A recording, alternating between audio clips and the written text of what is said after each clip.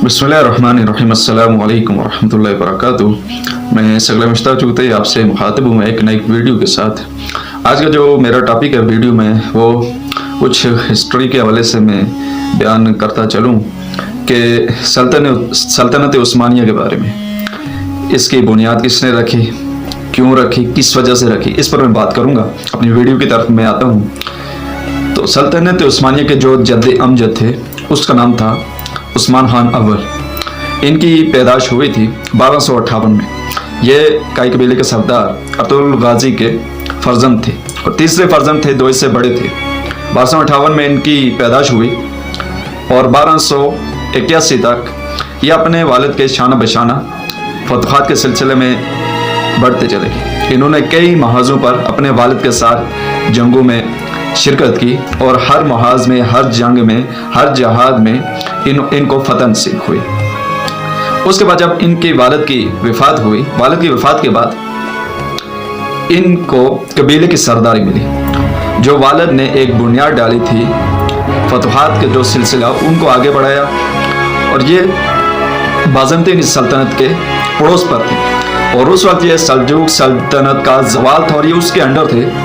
उस वक्त के जो सुल्तान अलाउद्दीन थे, उन्होंने जब उस्मान खान अव्वल ने कराजैसार किले को फतह किया और उनकी बहादुरी को देखा, उनकी काबिलियत को देखा, तो सुल्तान अलाउद्दीन ने उनको बतौर जागीरदार ये कराजैसार किला उनको दे दिया और उनको कई सारे इख्तियारात दिए। उनके नाम का सिक्का भी जारी हो गया। और इसके साथ साथ जब मंगोलों ने सल्जूक सल्तनत पर हमला किया और उसका खात्मा हुआ, उसके बाद उस्मान खान अव्वल को, यानी जद्द अमजद सल्तनत उस्मानिया का जो था, उसको खुद मुख्तारी का एक ऐलान मिला। उसने खुद मुख्तारी का ऐलान किया। क्यों किया? इस्लाम की सरबलंदी के लिए। मुसलमान जो जुल्म की चक्की में पिस रहे थे, इस्लाम के परचम को बुलंद करें ताकि मुसलमान एक परचम तले जमा होकर एक आज़ादाना ज़िंदगी गुजार सकें। एक ऐसी रियासत हो जहाँ पर इस्लाम के कवानीन नाफिज हों, जहाँ पर हर मजहब, हर नस्ल से रहने वाला बाशिंदा आज़ाद हो, उस पर कोई जुल्म ना हो। 1251 तक उन्होंने कई किलों को फतह किया। फतह करके यहाँ तक कि यानी शहर को भी फतह किया और वहाँ पर अपने दारुल खिलाफा की बुनियाद डाली। दारुल खिलाफा यानी शहर को बनाया। 1291 से लेकर 1298 तक 7 साल का अरसा उन्होंने सल्तनत के अंदर मज़ीद काम किया और कई सारे शोबे कायम किए, मुख्तलिफ महकमात कायम किए, क्योंकि सल्तनत की एक इब्तदा थी, इसलिए 7 साल उनको काम करना पड़ा। इनकी सल्तनत के जो इर्द गिर्द के इलाके जो मुख्तलिफ तुर्क कबाइल थे, मुसलमान तुर्क कबाइल थे, उनको उस्मान खान से बेपनाह हसद था। वो ये नहीं समझ पा रहे थे, इस बात पर खुश नहीं थे कि उस्मान खान अव्वल क्यों कामयाब हो रहा है, उसकी फतहात में क्यों रोज़ बरोज़ इजाफा हो रहा है। उन्होंने सलेबियों से मिलकर उनको हमले की दावत दी और उनके साथ मिलकर उस्मान खान अव्वल के जो मकबूजात थे, जो उसने फतह किए थे, उन पर हमला करना शुरू कर दिया।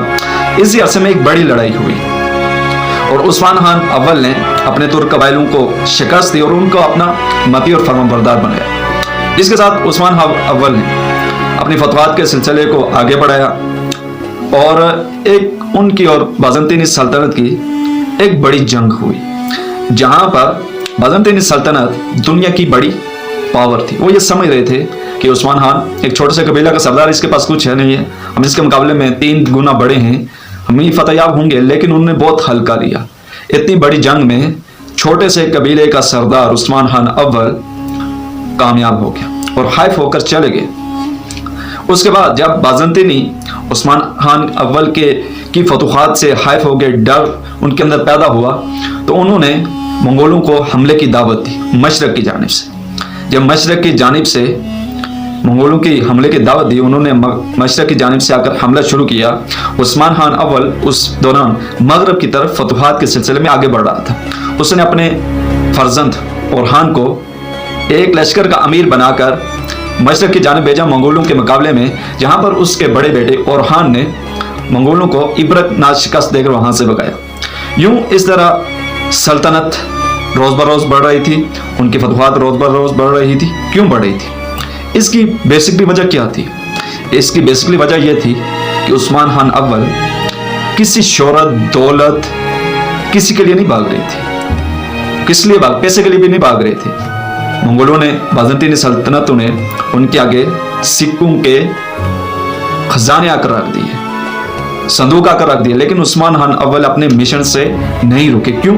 उनके दिल में जज्बा ईमान था, जज्बा जहाद था, इस्लाम के लिए, इस्लाम के परचम को बुलंद करने के लिए एक जज्बा था, एक नजरिया था।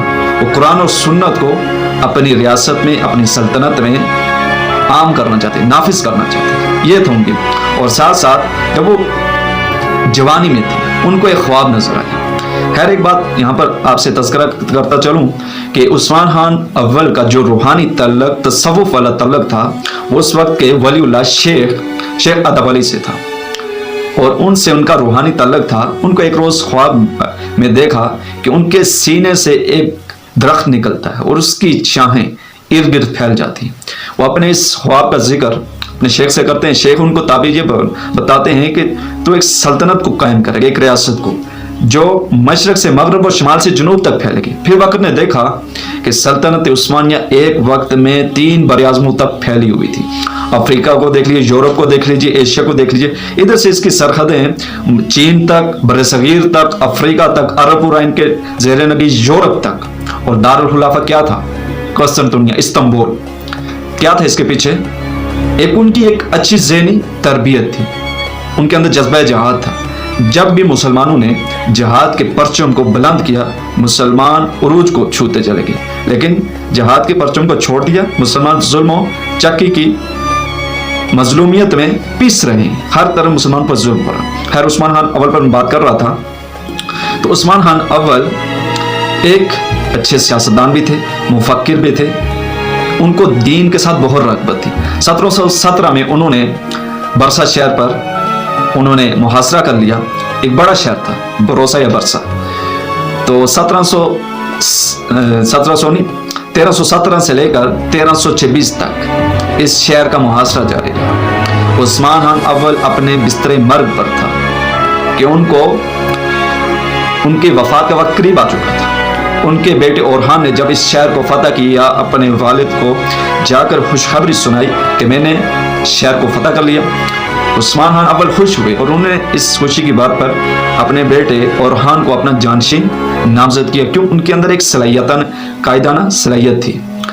और साथ ये वसीयत की कि मेरी जो कब्र होगी वो बरसा में होगी और जो आइंदा सल्तनत का दारुल खिलाफा होगा वो भी बरोसा होगा।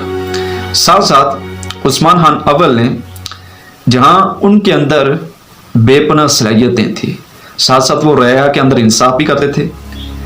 मुसलमानों को छोड़कर गैर मुस्लिमों के साथ भी उनका एक अच्छा करैक्टर था, एक अच्छा किरदार था। कुरान और सुन्नत की रोशनी में उनके मुल्क में कवानीन नाफिज थे।